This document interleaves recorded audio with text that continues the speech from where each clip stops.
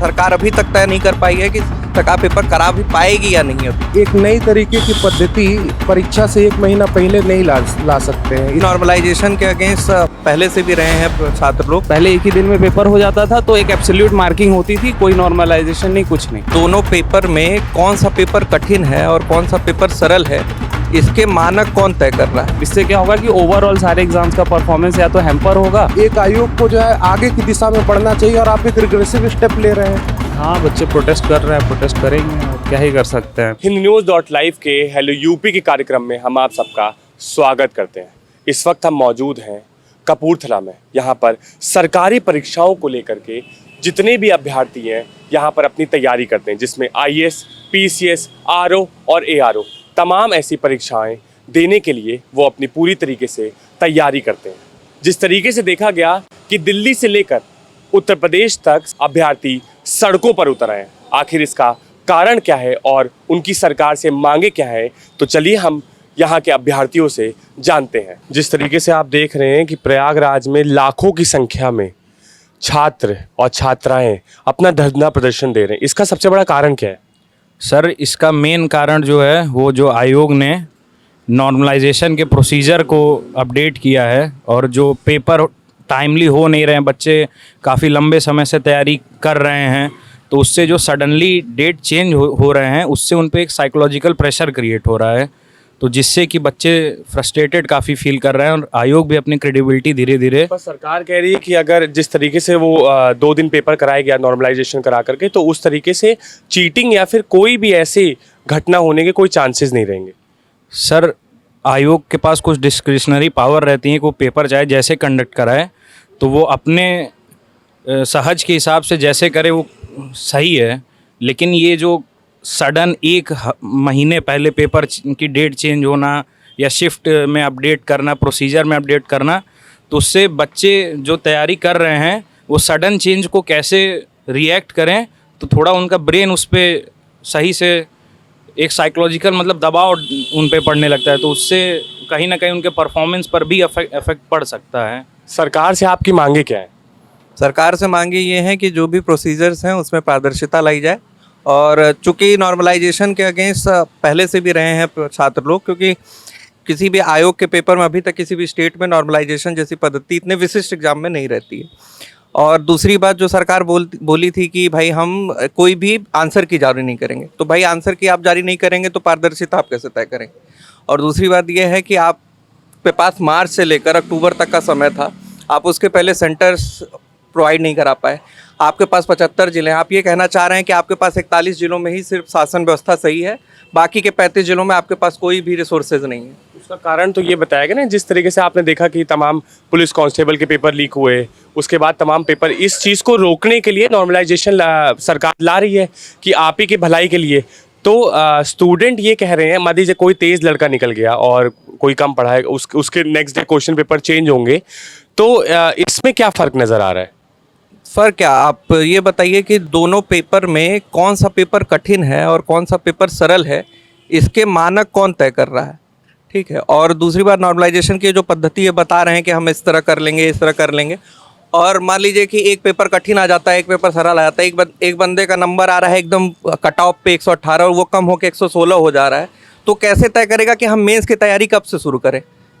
इस बारे में सरकार को इस तरीके से सोचना चाहिए। और नॉर्मलाइजेशन अभी तक मुझे नहीं लगता है कि इतना साइंटिफिक है और ना ही पारदर्शिता अभी तक रखी जा सकी। और इस मामले में सरकार जो आंसर की वाला मामला, मुझे तो वो ज़्यादा वो लग रहा है कि आंसर की आप क्यों नहीं निकालेंगे? हम कैसे तय कर पाएंगे कि हमारा कहाँ पे हम लाई कर रहे हैं और हम मेंस देने के लिए एलिजिबल होंगे भी नहीं होंगे? ये हमेशा शंका बनी रहेगी, तो हम तैयारी कैसे करेंगे? और साल भर से आप 6 महीने 8 महीने हो गए आई थिंक मार्च से, और वेट करते करते इतना समय हो गया और सरकार अभी तक तय नहीं कर पाई है कि सरकार पेपर करा भी पाएगी या नहीं। अभी नहीं, 5 नवंबर को ये बताया जा रहा है, जैसे कि इन्होंने बताया 5 नवंबर को अभी ये डेट निकली है कि आने वाले 7 दिसंबर और 8 दिसंबर को पेपर कराए जाएंगे, अभी आने वाले जो अभी 2024 का है। तो सरकार कह रही है कि पहले एक दिन पेपर होगा, उसके नेक्स्ट डे दूसरा पेपर होगा, तो उस पर आपको क्या लगता है? मतलब जिस तरीके से सरकार ये कह रही है और वो पूरा उस तरीके से जितने भी आपके स्टूडेंट है 6 लाख 7 लाख, उनका पूरा परीक्षा कराने की पूरी वो अपनी ताकत रखने के बाद ही बोल रही है, तो इस पर क्या आप मतलब बताना चाहेंगे? सर देखिए, ऐसा है कि नॉर्मलाइजेशन वाली जो इशू है ना, ये CGL और दूसरे एग्ज़ाम्स में होता है, इसमें बहुत ज़्यादा पोस्ट होती हैं ना। इसमें मुश्किल से 1000 पोस्ट खींच के है, उसमें भी अगर आप नॉर्मलाइजेशन करेंगे, मान लीजिए अगले 2 पेपर में से एक पेपर टफ आता है, एक पेपर इजी आता है, लेकिन जो बंदा अच्छा है पढ़ने में, जो एब्सोल्युटली अच्छा है, जिसका अच्छा परसेंटाइल आता है, वो इजी वाले पेपर में चला जाता है ना, जिसकी वजह से वो अच्छा स्कोर करके भी लो स्कोर कर लेगा। और इधर टफ वाले पेपर में जो एवरेज बच्चे भी पहले आपका एक ही दिन में पेपर हो जाता था। हाँ, पहले एक ही दिन में पेपर हो जाता था, तो एक एब्सोल्यूट मार्किंग होती थी, कोई नॉर्मलाइजेशन नहीं, कुछ नहीं।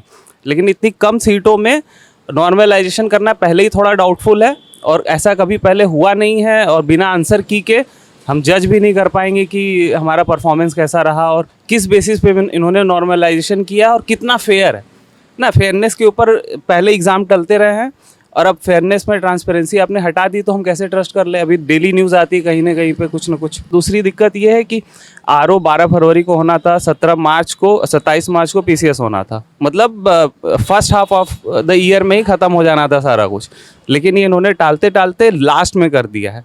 अब क्या दिक्कत हो रही है कि लास्ट में और भी सारे पेपर हैं, बच्चे सिर्फ एक ही एग्ज़ाम नहीं देते हैं ना।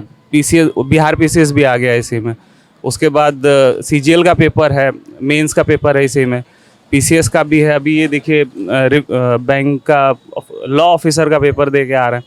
अब हम अपनी तैयारी किस एग्ज़ाम के लिए तैयारी करना चाहते हैं ना, उसके लिए हमें थोड़ा समय चाहिए। ऐसा नहीं होगा कि एक एक हफ्ते में नए एग्ज़ाम के लिए हम पढ़ लें, तो ये बड़ा कंसर्न है। अब इससे क्या होगा कि ओवरऑल सारे एग्ज़ाम्स का परफॉर्मेंस या तो हैम्पर होगा, या तो हम किसी एक पे हेज करें, और अगर ख़राब परफॉर्म किए तो उसमें भी निकल गए। जो इसके लायक निकलता है आखिरी में, हो सकता है कि शायद वो उसके लायक, उसके पेपर की वजह से या क्वेश्चन की वजह से किसी और को मेरिट उसकी मिल जाए और वो उसका सिलेक्शन हो जाए।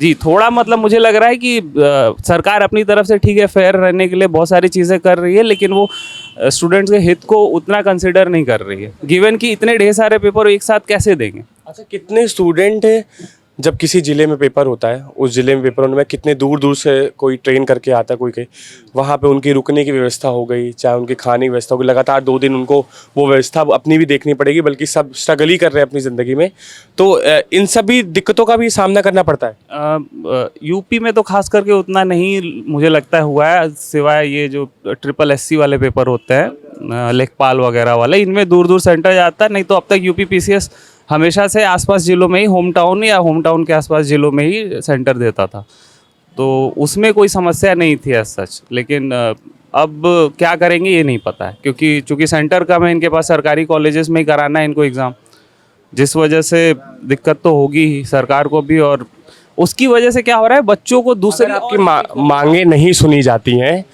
तो क्या किस हद तक आप लोग जानने की सोचेंगे? हाँ, बच्चे प्रोटेस्ट कर रहे हैं, प्रोटेस्ट करेंगे, अब क्या ही कर सकते हैं। अगर सरकार फेयरली एग्ज़ाम कंडक्ट करा लेती है तो ऑब्वियसली थोड़ा मुश्किल रहेगा बैक ट्रैक करना इस डिसीजन को, लेकिन अब क्या ही कर सकते हैं। दरअसल है क्या कि आप एक नई तरीके की पद्धति परीक्षा से 1 महीना पहले नहीं ला सकते हैं। इससे छात्रों पर मेंटल दबाव पड़ता है, साइकोलॉजिकल एक दबाव पड़ता है, और आयोग को चाहिए था, रिफॉर्म आयोग में ज़रूरी है। सबसे बड़ा रिफॉर्म इस बात का था कि हर साल 150 में से 15 क्वेश्चन, 10-15 क्वेश्चन ऐसे होते थे जिसमें आंसर्स पे डाउट क्रिएट हो जाता था, और बच्चे आंसर चैलेंज करते थे, और कोई श्योरिटी नहीं रहती थी कि भाई जो कट ऑफ के करीब है जो बच्चे, उनके में श्योरिटी नहीं रहती थी कि हम कट ऑफ के उस पार हैं या इस पार हैं। तो अगर रिफॉर्म लाना था तो इसमें लाना चाहिए था।